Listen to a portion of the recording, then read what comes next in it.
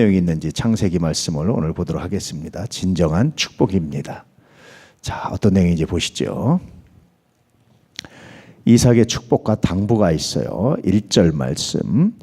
이삭이 야곱을 불러 그에게 축복하고 또 당부하여 이르되 너는 가나안 사람의 딸들 중에서 아내를 맞이하지 말고. 이 말씀에서 선생님 재밌는 것이 이삭이 야곱을 불러 그에게 뭐하죠? 축복했어요. 앞에 아버지와 형을 속이고 받은 축복이잖아요. 그것도 효력이 있어요. 하나님이 들으셨기 때문에. 그런데 만약에 그대로 계속 이어갔다면 야곱의 마음이 어떤 마음일까요? 떳떳하지 못하죠. 내가 아버지와 형을 속이고 받은 이 축복. 그렇잖아요. 근데 리브가가 이삭한테 가서 이야기하여 27장 마지막 절에 가면 내가 에서의 아내들 내 며느리 때문에 너무 내가 화가 나고 속이 상했다. 성서에 자세히 기록되지 않지만 어떤 면 때문에 문제가 되는지, 내가 왜 이토록 당신을 속이면서까지, 당신이 깨닫지 못해서 내가 속이면서까지 대신 야곱에게 장자의 축복을 받게 했는지를 설명을 했겠죠. 아마 그랬던 것 같아요. 그러니까 이삭이 듣고 이해한 거죠.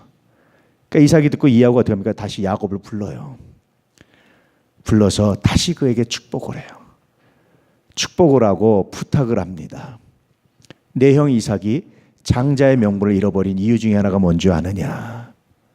하나님께서 이미 미래를 아시고, 물론 큰 자가 작은 자를 섬길 거라고 말씀하셨지만 내 형 이삭이 장자의 명분을 빼앗긴 이유가 무엇인 줄 아느냐? 무엇이었겠어요? 단순히 이방 여인과 결혼한 건 하나였을까요? 그렇지 않습니다. 그 안에 굉장히 중요한 교훈이 있죠. 그래서 너는 그러지 말아라, 이렇게 말하는 겁니다. 자, 2절 말씀. 일어나 밧단-아람으로 가서 내 외조부 부두엘의 집에 이르러 거기서 내 외삼촌 라반의 딸 중에서 아내를 맞이하라. 라헬과 야곱은 촌수로 몇 촌간일까요? 예, 야곱과 라반은 몇 촌이에요? 여기 있잖아요. 몇 촌이에요? 3촌. 그러면 라헬과 야곱 몇 촌이에요? 예, 야곱에게는 외사촌이고 라헬에게는 고종사촌이 되겠죠. 우리 식으로 표현하면. 어쨌든 그렇습니다. 이 당시에 독특한 문화예요. 지금은 안 됩니다. 어쨌든 그 집에 가서 아내를 맞이하라 그럽니다. 그러면 여러분, 라헬이 완전했을까요? 신앙이? 레아는 그랬을까요? 그렇잖아요. 그럼에도 불구하고 왜 이렇게 말했을까? 이런 것들이 이제 오늘 28장에 넘어가면서 우리가 묵상해야 될 주제들입니다. 좀 더 살펴보면 하나님의 뜻을 이해하고 순종하는 이삭이에요. 이게 이삭의 굉장히 중요한 장점입니다.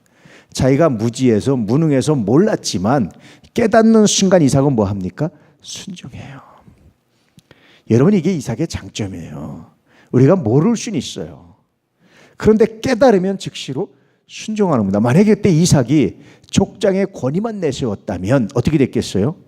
그건 안 되죠. 리브가를 버릴 수도 있어요. 그 당시 족장의 권위로는 내칠 수도 있어요. 야곱을 죽일 수도 있어요. 다 할 수 있어요. 족장의 권위가 여러분 무수부리의 권위를 가지고 있었습니다. 그 당시에. 근데 이삭은 순종해요. 리브가의 이야기를 듣고 그렇구나, 순종하는 겁니다. 대단한 사람이에요. 이삭. 이런 면에서 순종의 사람 이삭입니다. 자, 창세기 25장 21절부터 23절 말씀 읽어볼까요? 이삭이 그의 아내가 임신하지 못함으로 그를 위하여 여호와께 간구하매 여호와께서 그의 간구를 들으셨으므로 그의 아내 리브가가 임신하였더니 그 아들들이 그의 태수에서 서로라고 말하는데, 여기까지 읽어보면 리브가가 임신하지 못해요. 사라도 그랬죠. 대를 이어서 임신이 늦어져요. 그때 이삭이 자연적으로 기다리다가 이건 기도할 문제구나라고 깨달은 거예요. 만약에 이런 기도할 문제구나라고 깨달았다면 이것은 성령께서 우리에게 감동을 주시고 말할 수 있는 탄식으로 해서 탄식한 결과입니다. 깨닫게 하시는 거예요. 쓰시기 바랍니다. 기도할 문제인지 몰랐는데 이거 내가 기도할 문제였구나라고 깨닫는다면.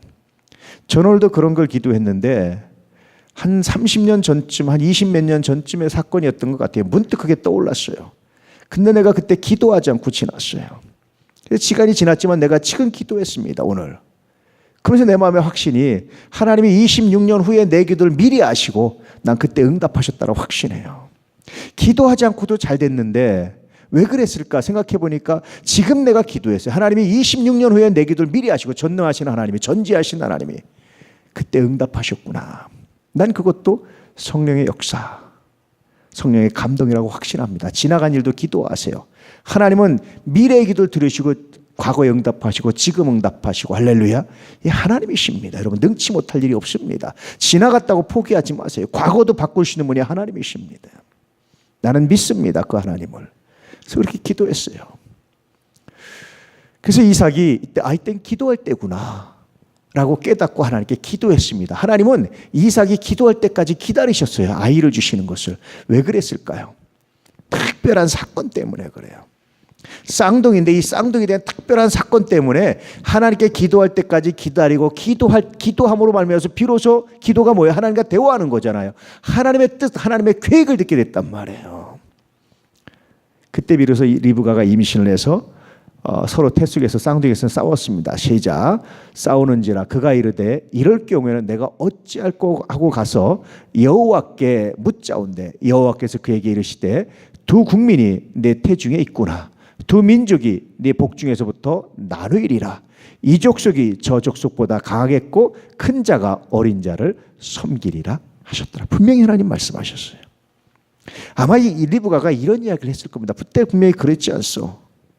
하나님은 이걸 알려주시려고 이삭이 기도할 때까지 기다리시고, 이삭이 기도하고 아이를 가졌을 때 이건 하나님이 주신 아들이다 라는 고백을 하게 했고, 그럴 때 태중에서 두 아이가 싸울 때, 서로 쌍둥이가 싸울 때 다시 하나님께서 말씀하신 것을 기억하게 하신 거예요.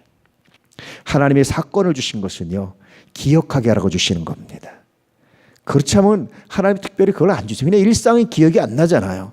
근데 특별한 사건을 주신 것은 기억하고 있으라고. 왜냐하면 언젠가는 그것이 신앙 고백을 할 수 있는 굉장히 중요한, 언젠가는 그것이 신앙적 결단을 필요로 하는 정말 중요한 요소가 되기 때문에 그렇습니다.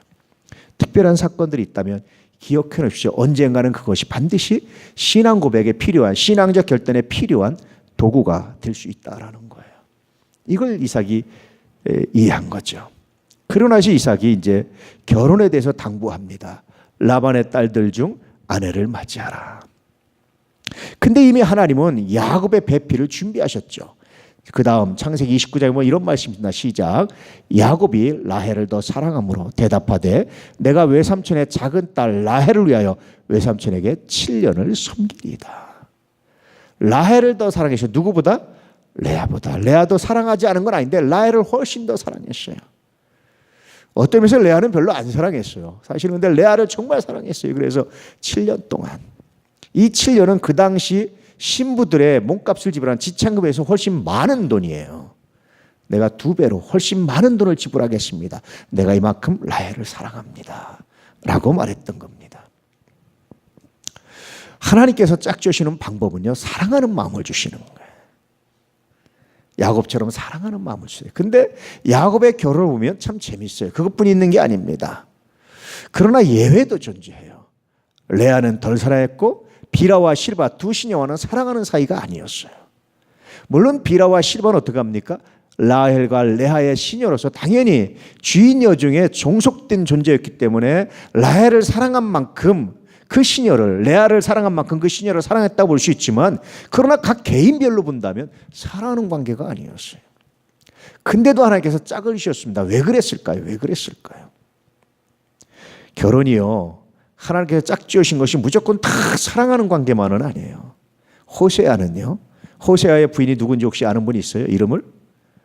호세아의 부인 이름 고멜입니다. 고멜. 예전에 어릴 때 우리 중고등학교 때 많이 부르던 가스펠송 중에 하나가 고멜과 같이도 흠탕한 뭐 그런 노래가 있었어요. 아주 그 이스라엘에서 아주 유명한 여인입니다. 근데 이 거룩한 호세아가 하나님께서 고멜과 결혼을 시켜요. 아이를 낳고 자녀를 낳는데 호세아는 온전히 자기 아이들조차 하나님의 뜻을 나타내는 일종의 행위예술처럼요, 전위예술처럼 그렇게 자기의 삶을 다 드려요. 결혼이라는 것이 반드시 사랑해서만은 하는 게 아니에요. 하나님의 영광과 하나님의 뜻을 위해서도 할 수 있다라는 거예요. 반드시 로맨틱한 어떤 문제가 있어서 하는 것만은 아니에요. 하나님의 계획과 하나님의 뜻이 있다라는 거예요. 그러면 우리는 그 하나님의 뜻과 계획에 순종하는 것이 우리가 해야 될 일이다라는 거예요. 고멜이 다시 집 올라가죠. 호세아가 버리고 싶어요. 근데 하나님이 다시 데려오라고 말씀하세요. 그러면서 하나님의 사랑에 대해서 이야기하는 거예요.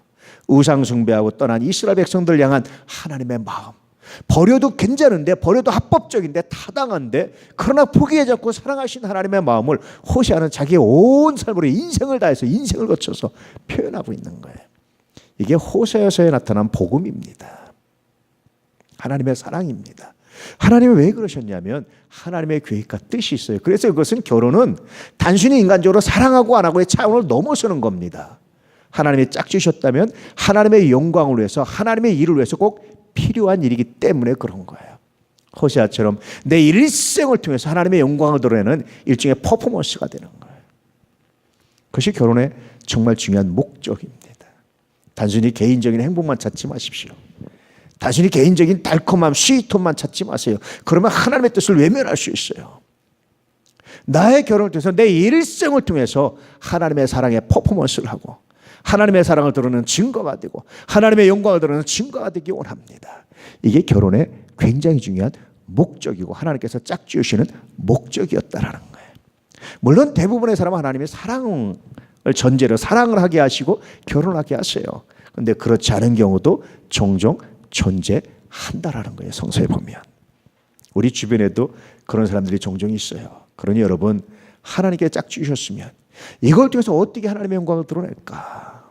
속 썩이는 남편이나 아내가 있다면 그럼에도 불구하고 포기하지 않는 하나님의 사랑을 고백하고 증언할 수 있는 기회로 삼을 수 있기를 주의 이름으로 축복합니다. 할렐루야. 이것이 결혼의 의미예요.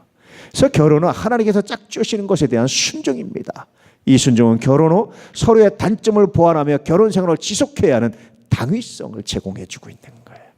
순종이에요, 여러분. 순종. 순종은 뭐가 아니라고 그랬죠? 동의가 아닌 거예요. 내가 좋고 내가 싫고 떠나는 거, 이미 하나님의 계획이라면, 하나님의 뜻이라면 이라는 고백이 우선돼야 된다라는 거예요. 이 고백이 정말 중요합니다. 자, 이제 다시 진정한 축복을 합니다. 3절 말씀 시작. 전능하신 하나님이 내게 복을 주시어 내가 생육하고 번성하게 하여 내가 여러 족속을 이루게 하시고. 다시 진정한 축복을 해요. 앞에 축복에 빠졌던 축복을 하는 겁니다. 지금 에서가 이거 말고 없습니까? 라고 말했는데 없다고 말했잖아요. 근데 야곱한테는 빠졌던 축복을 하는 거예요. 하나님이 생각나지 않게 하시는 거예요. 이삭이 몰랐던 게 아니라. 축복도 함부로 떼지 않아요. 대신방을 하면요, 여러분, 기도 내 마음대로 못 나와요. 정말 마음을 다해 축복하고 싶은데 안 나와요. 기도가 간혹 있어요. 간혹, 아주 간혹. 정말 답답해요. 막 준비 안 된 대신방은요, 사실은 너무너무 힘들어요. 그래서 여러분, 준비하시길 축복합니다. 그러면 더 하고 싶고 더 하고 싶고 더 하고 싶은데 하나님 아시죠 하고 참을 때가 있어요. 물론 또 와서 기도합니다. 그때 기도 못하면 다시 제가 개인적으로 기도할 때 축복하고 기도하거든요. 준비하셔야 돼요. 야곱이, 이삭이 하고 싶다고 되는 게 아니에요. 축복의 내용이. 하나님이, 성령이 감동하셔야 되는 거예요. 그래서 여러분, 기도하고 나면 성령께서 내게 은혜 주셔서 감동하셔 내가 기도할 수 있었습니다. 고백하셔야 돼요. 자, 4절. 아브라함에게 허락하신 복을 내게 주시되 너와 함께 내 자손에게도 주사 하나님이 아브라함에 주신 땅 곧 내가 거류하는 땅을 내가 차지하게 하시기를 원하노라. 이제 진짜 축복이 나오는 거예요. 단순히 돈 많이 벌고 부하고 이런 게 아니라 하나님의 약속이 내 안에서 이루어지기를 원한다. 이런 얘기합니다. 나중에 신약 가서 바울은 이것을 뭐라고 그러죠? 약속의 자녀라고 말하는 거예요. 하나님께서 아브라함에게 약속하신 것이 내게 이루어지기를 원한다. 늘 말씀드렸지만 성서를 다른 말로 뭐라고 그랬습니까? 약속, 신약, 새로운 약속, 구약, 오래된 약속이에요. 여러분의 신앙은 약속입니다. 약속을 신실하게 이루신 하나님을 믿는 거예요. 이게 우리의 신앙의 핵심입니다. 다시 야곱이 진짜 축복을 하는데 단순히 돈 많이 벌고 부자 되고 이런 게 아니고 아브라함에게 약속하신 복이 내게 이루어지길 원한다라고 말하는 거예요. 이 진짜 축복이 나온 겁니다. 이제는 하나님이 감동을 주셔서. 재밌어요. 야곱이 속이고 할 때는 이삭이 인간적인 많은 얘기들로 축복을 했어요. 그런데 이제 다시 진짜 축복을 했더니 하나님이 감동하시니까 진짜 숨겨놨던 축복이, 진짜 하고 싶은 축복을 이제 이때 하고 있는 거예요. 놀랍지 않습니까? 이런 축복이 이제 이루어졌습니다. 1번, 속임을 벗어나서 진정한 축복을 하고 있어요. 이 축복이 없었다면 야곱이 속으면서 받은 축복의 효력은 어느 정도였을까요? 그때로 끝나는 거죠. 이 축복이 없었다면 야곱은 아버지 이삭을 속이고 받았던 축복을 어떻게 받아들였을까? 정말 평생 동안 슬퍼했을 거예요. 그리고 약속이 실현되는 약속의 자리로 거듭나는 일들은 아마 없었을 겁니다. 이삭이 돌이키고 순종하니까 비로소 하나님의 뜻이 나타나기 시작해요. 놀랍지 않습니까? 그래서 겉으로는 먼저는 야곱이 속이고 받았지만, 그러나 이삭권이의 진짜 축복을 받고 이제 야곱이 진짜 약속의 자녀로서 비로소 이제 족장으로서 살아갈 수 있는 힘을 얻게 되는 거예요. 놀랍지요? 그럼 여러분, 이 소식을 들은 에서는 순종해야 될까요? 안 해야 될까요? 안 합니다. 계속 시기하고 질투하고. 그래서 에서는 더 이상 약속의 자녀, 장자의 명분을 가질 수 없었던 거예요. 단순히 결혼 하나가 문제가 아니었던 겁니다. 자, 3번. 이것은 축복의 효력에 대한 문제라기보다는 야곱을 치유하는 의미가 더 큽니다. 하나님은 언제나 전인적 치유에 많은 관심을 가지고 계셔요. 온 영과 혼과 몸 전체를 치유하시는, 뿐만 아니라 우리의 삶 전체를 치유하시는 데 관심을 갖고 계셔요. 예수님께서요, 치유하실 때도 그래요. 귀신에 쫓아달라고 왔는데 죄를 용서하세요. 병 고쳐달라고 왔는데 죄를 용서하세요. 왜 그렇습니까, 여러분? 그 병의 원인에 대한 치료예요. 마음의 병에 대한 치료이기도 하시고요. 재밌죠? 이게 주님의 방법이란 말이에요. 소경이 눈을 떴어요. 안 보이죠? 뭐가 보이느냐? 나무떼기 같은 것이 막 움직입니다. 걸어 다닙니다. 다시 기도하고 치료하세요. 뭘 얘기하는 겁니까? 한 번에 보게 할 수도 있어요. 근데 오늘날 학자들에 의하면, 오늘날 연구에 의하면 평생 남에서부터 맹인됐던 사람은요, 분별을 못한대요. 사물을 봐도 저게 뭔지 인식을 못한다는 거예요.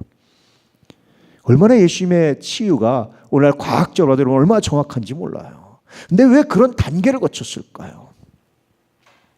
그걸 통해서 그의 또 다른 것을 치유하시고 그의 마음을 치유하시고, 단순히 병 고치는 게 목적이 아니에요. 예수님에게 전능하신 하나님에게 단순히 병 고치는 게 문제겠어요? 그게 문제가 아니라 그의 마음을, 그의 불신앙을, 그의 상처를 치료하시는데 더 많은 관심을 가지세요. 우리 주님이. 여러분, 병이 났거나 어떤 기도 제목이 있을 때 단순히 문제 해결하달라고 기도하지 마시라니까요. 그 원인이 되는 나의 마음의 병을, 내 상처를, 내 삶의 문제들을 치유하소서. 하나님, 기도하시면 이 문제는 자연스럽게 해결되는 거예요. 수르보니게 여인, 그 딸을 치료하면서 어떤 과정을 거칩니까? 아마 내가 보기에 그 딸은 이 어머니의 강압적인 태도가 굉장히 많은 원인이었지 않았을까 싶어요. 그 어머니가 정말 개들처럼 낮아졌을 때 그 죄가 용서받고 갔으면 그 딸이 어땠겠어요? 어머니의 강압적인 태도가 아니라 그 사랑 때문에 변화되면서 일어나기 시작하는, 치유되기 시작하는 새로운 걸 경험했을 겁니다. 우리 하나님은 그러세요. 그래서 야곱도 이런 전인적 치유를 위해서 다시 축복받을 수 있는 기회를 하나님이 제공하시는 거예요. 어떤 문제가 있을 때 다시 말씀드리지만 이 문제만이라고 하지 말아요. 나는 한 방이 참 좋아요. 한 방이 참 좋아요. 왜 좋으냐면요, 치료를 하는데 문제 있다고 그만 싹 양방처럼 도려내는 게 아니라 체력이 약하면 체력 먼저 보강하고, 이 치료를 감당할 수 있도록 먼저 보강하고, 침도 한꺼번에 막 놓지 않잖아요. 침 몸살 알면은 좀 쉬었다가 이길 다음에 다시 놓고. 굉장히 재밌어요. 이게 한 방에 보니까 이게 참 전인적 관심을 갖는 것 같다. 요 문제 있다고 요것만 싹 긁어내는 것이 아니라, 제가 아주 잘하고 존경하는 목사님이 침을 굉장히 잘 놓으세요. 이분이 그런 말을 해요. 침을 놓을 줄 모르는 사람들은 여기 아프다면 여기만 침 놓는데, 근데 그렇지 않대요. 여기와 연결된 혀를 자극해줘야 이게 난다는 거예요. 여기 찔른다고 나는 게 아니라는 거예요. 근데 그분한테 침을 맞아보니까 달라요. 몇 번 이 침을 그분한테 맞아보니까 다르더라고요. 근데 이 잘 모르는 사람은 여기 아프다면 여기만 잔뜩 찌는데 여기만. 그렇지 않다는 거예요. 여기와 연결된 다른 혀를 자극해줘야 이게 치료된다는 거예요. 여길 찌를 수도 있지만 먼저 그 혀를 자극해줘야 된다는 거예요. 멋있잖아요. 저는 주님의 치료가 마치 그런 것 같아서 참 감사하고, 그래서 어떤 문제를 놓고 기도할 때도 단순히 병 고쳐주십시오가 아니라 뭡니까? 이렇게 될 수밖에 없던 상황들에 대한 치유가 먼저 우선되고 선행되는 것이 중요하다. 왜냐하면 그 상황이 치료 안 되면 또다시 병이 나요. 또다시 문제가 돼요. 또다시 도발되게 돼 있어요. 제가 그런 사람 봤어요. 위암이었거든요. 정말 하나님 기적을 베푸시 은혜 주셔서 병원에서 포기했는데 나왔어요. 그래서 여러분, 우리 제일 소화시키기 어려운 것 중에 하나가 수수떡이잖아요. 수수떡을 드시고도 소화시키고 잘 지낼 수 있도록. 근데 근원적인 치유가 안 됐는데 남편이 밥상머리에서 맨날 소리치고 스트레스 주는 거예요. 거기에 다 얹히고 이게 반복되는데, 부인이 아플 때는 그렇게 부드러워지고 교회도 나가야 되고 막 그러다가 좀 나아지니까 또 다시 시작한 그 병이 확 재발해가지고 다른 거로 해서 금방 돌아가셨어요. 제가 다시 한번 깨달았어요. 병이 중요한 게 아니라 그 원인이 먼저 중요하다. 그러고 나서 병이 고쳐지는 것이 중요하다. 근데 예수님의 치유는 다 그렇게 돼 있어요. 원인을 먼저 치료하시고 그 다음에 병을 고치셨어요. 야곱도 그랬던 겁니다. 이게 하나님의 방법이에요. 그러니 여러분, 어떤 문제 기도했는데 왜 응답 안 하시지 그러지 마세요. 아, 내가 아직 원인을 모르고 원인을 치료받지 못했구나. 하나님 원인이 뭡니까? 이 문제의 근원적 원인이 뭡니까? 왜 이 문제가 생겼습니까를 근원적 원인을 먼저 파고 들어가시길 바랍니다. 묵상하시기 바랍니다. 그리고 근원적 원인을 하나님께 맡기면, 다시 기도하면 그 원인을 치료하시면 자연스럽게 하나님께서 치료하시고 해결하세요. 그렇게 되게 하세요. 하나님이. 그런 하나님의 치유를 경험할 수 있기를 축복합니다. 할렐루야. 자, 5절 야곱의 순종입니다. 이에 이삭이 야곱을 보내매 그가 밧단 아람으로 가서 라반에게 이르렀으니 라반은 아람 사람 부두엘의 아들이요 야곱과 에서의 어머니 리브가의 오라비더라. 그래서 이제 비로소 야곱이 아버지 이삭의 축복을 받고 밧단 아람으로 가요. 어머니는 에서의 화가 풀릴 때까지 말했지만 야곱은 그게 아니라, 이삭은 그게 아니라 뭐 때문에 했습니까? 너 거기 가서 내 배필을 만나. 굉장히 거룩한 사명을 가지고 가는 거예요, 야곱은. 그러니 가서 라헬과 에서를 보자마자 뭡니까? 아버지가 말씀한, 이야기한 사람이에요. 라반의 딸들. 아, 내 배필이구나. 근데 그 중에 보니까 누가 더 아름답습니까? 라헬이 자기 보기에 더 아름다웠던 거예요. 이런 일들이 이제 일어나기 시작합니다. 라헬과 레아는 온전한 신앙이었을까요? 그러면 그렇지 않아요. 창세기 31장에 보니까 읽어볼까요? 그때 라반이 양털을 깎으러 갔으므로 라헬은 그의 아버지의 드라빔을 도둑질하고. 이제 야곱이 라반을 빼서 나올 때 라헬이 아버지의 드라빔을 가지고, 드라빔이 뭐냐면요, 일종의 조그만 신상 같은 거예요.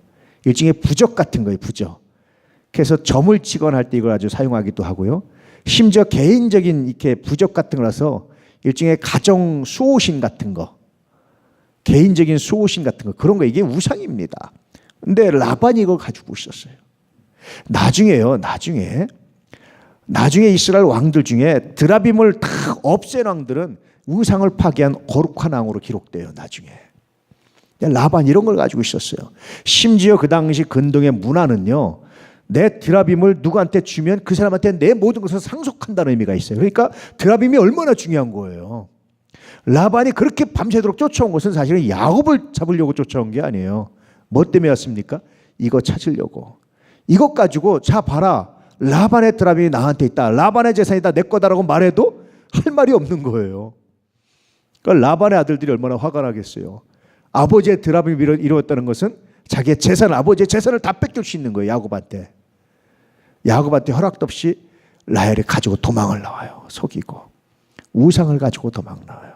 아마 예측컨대 나중에 다시 세겜 족장의 아들 사건 이후에 다시 베델로 올라갈 때 다 그때 땅에 묻고 버리고 가지 않았을까라고 생각되는데, 그때까지 가지고 있어요. 라헬이 온전하지 않아요. 그런데도 불구하고 하나님께서 왜 가나안 딸들이 아니라 이 딸들을 왜 하나님께서 택하라고 말씀하셨을까? 온전한 게 아닙니다. 의인은 없나니 하나도 없어요. 온전하고는 100% 신앙인도 아무도 없어요. 근데 왜 그랬을까요? 열왕기하 말씀 읽어볼까요? 요시아가 또 유다 땅과 예루살렘에 보이는 신접한 자와 점쟁이와 드라빔과 우상과 모든 가증한 것을 다 제거하였으니, 드라빔이 가증한 것으로 나오죠. 이런 것들을 부두엘이 가지고 있었고, 이런 것들을 라헬이 가지고 있었단 말이에요. 근데 왜 이런 사람들을 하나님께서 주셨을까? 베풀러 하라고 하셨을까? 가나안 딸들과 도대체 뭐가 다를까라는 생각이 들잖아요. 온전하지 않음에도 불구하고 굳이 라반의 집에서 아내를 취했을까? 그것은 신앙이 바탕이 된 삶과 그렇지 않은 삶의 차이예요. 베델로 올라가자 하니까 다 버리고 올라갈 수 있어요. 만약에 가나안 딸들 같으면 다 버리고 베델로 올라가자. 올라가겠어요? 버리겠어요? 못 버려요. 이 차이입니다, 여러분. 왜 우리가 그리스도인, 온전하지 않고 부족함에도 왜 그리스도인과 결혼해야 되느냐? 정말 중요한 때 결단할 수 있어요. 근데 그렇지 않으면요, 중요한 때도 결단하지 않아요. 정말 하나님이 꼭 필요할 때. 하나님이 허용을 하였어요. 그냥 보고 계셨어요. 옳지 않지만. 야곱의 가족들, 그 종들이 다 우상을 하나씩 가지고 있고 이걸 보고 계셨어요. 그런데 참고 계시다가 정말 중요하게 결단할 때가 올 때, 자, 다 버리자. 금부치니 뭐니 이거 팔아도 되잖아요. 근데 다 버리고 땅에 묻어두고 베들로 올라가요. 회개하고. 그때 다 버릴 수 있는 거예요. 여러분, 이겁니다. 신앙에 100% 오른 사람 없어요. 100% 순종하는 사람도 없어요. 100% 믿음 안에 거하는 사람도 별로 없어요. 그런데 어릴 때부터 신앙이 바탕이 됐기 때문에 버릴 수 있는 용기, 결단할 수 있는 용기가 있고, 그 결단할 때, 결단이 필요할 때 결단하게 하기 위한 것이 바로 이삭의 계획이었고 리브가의 계획이었고, 온전하지 않으면 알죠. 자기 오빠가 어떤 사람인지 왜 모르겠어요. 그럼에도 불구하고 그랬던 것은, 그래도 어릴 때부터 하나님에 대한 이야기를 듣고 그 약속에 대한 이야기를 듣고 자란 그 딸들이 결단할 때 결단할 수 있기 때문에 그런 거예요. 어릴 때부터 신앙 가운데 거하는 게 그래서 중요합니다. 늘 신앙 가운데, 믿음 가운데, 예배 가운데 거하는 게 그래서 중요해요. 정말 중요합니다, 여러분. 그럼에도 불구하고 에서가 계속 어긋났던 건 기적이에요. 오히려 이게 기적입니다. 자, 6절 말씀. 에서의 뒤늦은 후회와 또 다른 실수입니다. 에서가 본즉 이삭이 야곱에게 축복하고 그를 밧단 아람으로 보내어 거기서 아내를 맞이하게 하였고, 또 그에게 축복하고 명하기를 너는 가나안 사람의 딸들 중에서 아내를 맞이하지 말라 하였고, 또 야곱이 부모의 명을 따라 밧단 아람으로 갔으며, 이 말을 에서가 들어요. 아차, 실수가 여기 있었구나. 에서는 그렇게 생각해요. 실수가 여기 있었구나라고 생각을 해요. 에서가 내가 결혼을 잘못해서 내 부모가 화났구나 이렇게 생각해요. 겉으로는 맞죠. 근데 진짜 이유는 아닌데 에서는 겉으로만 보는 거예요.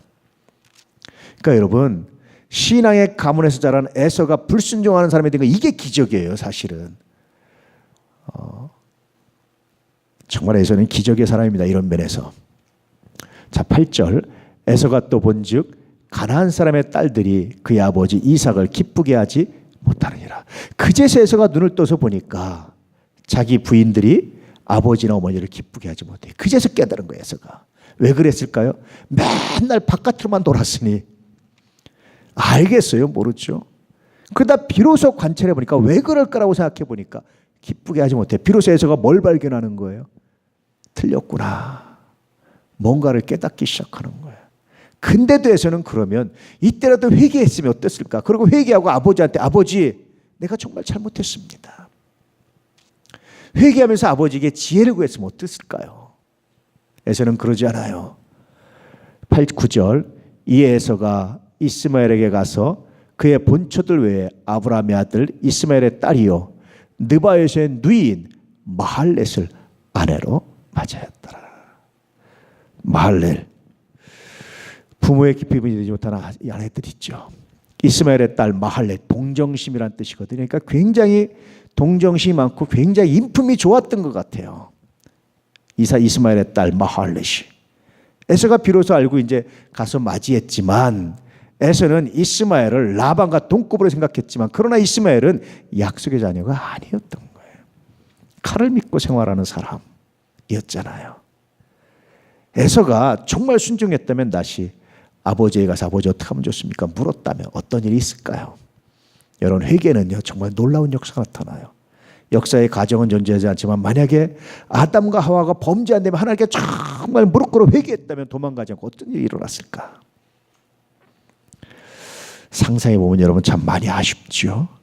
여러분 회개를 사랑할 수 있기를 축복합니다. 회개는요 소망을 계속 이어가게 하는 힘입니다. 그게 회개입니다. 아버지 이삭이나 어머니 리브가에게 묻지 않았던 에서는 여전히 실수를 연발하고 있죠. 사사기 21장 25절을 다 같이 읽어볼까요? 그때 이스라엘에 왕이 없으므로 사람이 각기 자기의 소견에 옳은 대로 행하였더라. 자기 옳은 대로 행했어요. 이게 죄의 시대입니다. 그래서 죄를 져요. 에서는 여전히 자기 옳은 대로 행하는 거예요.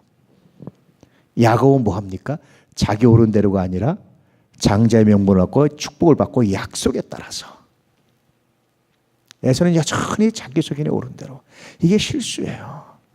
그래서 여러분 7번에 보면 순종과 동의를 분리하라. 제가 이제 새로운 걸 가르쳐 드리는 겁니다. 순종해야 할 것과 동의해야 할 것을 분리하는 게 굉장히 중요해요.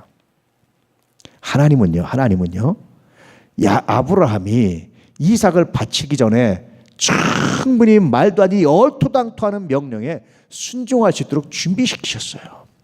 그러고 난 다음에 순종을 요구하세요.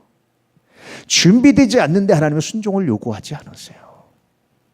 그래서 하나님 말씀하실 때 누군가 하나님의 권위자가 이야기했을 때 내가 정말 준비되지 않았으면 여러분 그땐 동의를 구하세요. 하나님 내가 준비되지 않았습니다. 내가 동의할 수 있는 어떤 요소를 주십시오. 기도원이 그랬어요. 자기는 순종할 수 없었어요. 그때 기도원이 표시를 구하죠. 표징을 구하죠. 양털을 가지고. 동의를 구하세요. 그때 하나님 충분히 동의할 수 있는 걸 주니까 그때 기도원이 어떻게 하죠? 비로소 순종을 하는 거예요. 순종은 동의가 아닙니다. 그런데 정말 내가 감당하기 어려운 사건 앞에서는 동의를 구하시라니까요. 모세가요. 하나님 말씀에 다 순종했습니까? 모세 너 가란데 난 못합니다. 난 말을 못합니다. 너 할 수 있어. 하나님 말씀하신 난 못합니다. 끝까지 얘기합니다. 하나님이 어떻게 하죠? 형 아론을 보내줘요. 동의할 수 있는 것을 보내줘요. 그러면 내가 아론이란 말 되니까 그러면 내가 하겠습니다. 나중에 이런 사건을 거치면서 모세가 10가지 재앙의 사건을 거치면서 비로소 홍해 앞에 섰을 때 그래서 순종하고 나가는 거예요. 순종은요 아무 때나 하나님 요구하시는 게 아니에요. 내가 감당할 수 있을 때. 근데 내가 정말 감당할 수 없다고 생각되면 동의를 구하시라니까. 근데 문제는 뭐냐면 하나님은 충분히 훈련시켜서 순종할 수 있는데 순종할 수 있어서 하나님 말씀하셨는데 계속해서 거절하고 동의만 구한다면 이거 문제가 있죠. 그래서 그 신앙적 판단은 본인이 해야 되는 거예요. 나에게 순종할 수 있는 믿음이 있을까? 옳고 그름을 여전히 따지며 순종할 수 있는 믿음이 있을까? 내가 정말 전능하신 하나님을 믿고 있는가? 돌아보세요. 만약에 그게 없다면 하나님 내가 아직 하나님을 100%못 믿고 있습니다. 나에게 동의할 수 있는 증거를 주십시오. 하나님 증거를 주시면 마음껏 나가세요. 증거를 주시 않으면 멈추세요. 그런데 혹시 하나님 난 충분히 순종할 수 있는 믿음이 있는데 내가 일부러 외면하고 하기 싫어서 외면하고 있는 건 아닙니까? 이런 묵상을 해보세요. 그렇다면 빨리 회개하시고 순종할 수 있기를 축복합니다. 할렐루야. 그래서 여러분 순종과 동의를 분리하는 것이 굉장히 중요해요. 순종은 동의가 아닙니다. 동의는 순종이 아니에요. 때때로 순종할 수 있으면 분리하세요. 하나님께 동의를 구해보세요. 하나님 내가 동의할 수 있도록 하나님 나에게 증거를 보이십시오. 증거를 요구해 보세요. 하나님 그렇게 하십니다. 그런데 정말 더 큰 믿음은 뭡니까? 동의를 구하지 않고 내가 전능하신 하나님을 믿습니다 하고 순종하는 더 큰 믿음이지만 그러나 그렇으면 차라리 내 의심을 솔직하게 말하세요. 의심을 솔직하게 말하면 구원받습니다. 하나님 보여주십니다. 그런데 의심하면서 믿는 척하는 게 문제인 거예요. 이게 문제입니다. 순종은 동의가 아니지만 때때로 순종을 정말 못하겠으면 전능하신 하나님을 내가 못 믿겠으면 이 사건을 이렇게 말씀하시는 걸 못 믿겠으면 반드시 동의를 구하셔서 순종의 길로 나아가는 은혜가 있기를 주의 이름으로 축복합니다. 아멘. 자, 메시지가 있습니다. 잘못을 시인하고 하나님께 순종하는 것이 신앙이다. 이삭이 그렇죠. 결혼은 하나님께서 짝지으시는 것에 대한 순종입니다. 내가 좋아서도 하고 내가 사랑해서도 하지만 그러나 그것 이전에 하나님의 영광을 위해서 하나님 짝지으신 것에 대한 순종입니다. 어떻게 하면 내가 우리 결혼관계를 통해서 하나님의 영광을 드러낼 수 있을까? 묵상해 보시기를 축복합니다. 신앙이 바탕이 된 삶을 소중히 여겨야 돼요. 어릴 때부터 신앙 안에 키우는 게 얼마나 중요한 건지 몰라요. 완벽한 사람 없습니다. 온전한 사람 없습니다. 그런데 신앙의 기본이 되면 결단할 때 결단해요. 이게 성령의 역사입니다. 4번 순종과 동의를 분리할 수 있기를 축복합니다. 할렐루야. 순종은 동의가 아니고 동의도 순종이 아닙니다. 하나님은 순종할 수 없는 문제를 요구하지 않으세요. 그런데 정말 못하겠으면 솔직하게 하나님께 의심을 이야기하고 고백하고 내 의심을 풀어주시는 뭔가 증거를 주십시오 하나님. 그리고 다시는 내가 이런 의심에 빠지지 않기 원합니다. 결단하고 순종할 수 있는 믿음의 역사가 있기를 축복합니다. 할렐루야. 그렇게 여러분 신앙에 자라가서 에서와 같은 실수가 아니라 야곱과 같은 그런 약속의 자녀로 하나님의 자녀로 믿음의 자녀로 성장해가는 거룩한 역사가 있기를 축복합니다. 오늘 말씀을 기억하며 여러분 잠깐 기도하신데 제가 먼저 기도하겠습니다.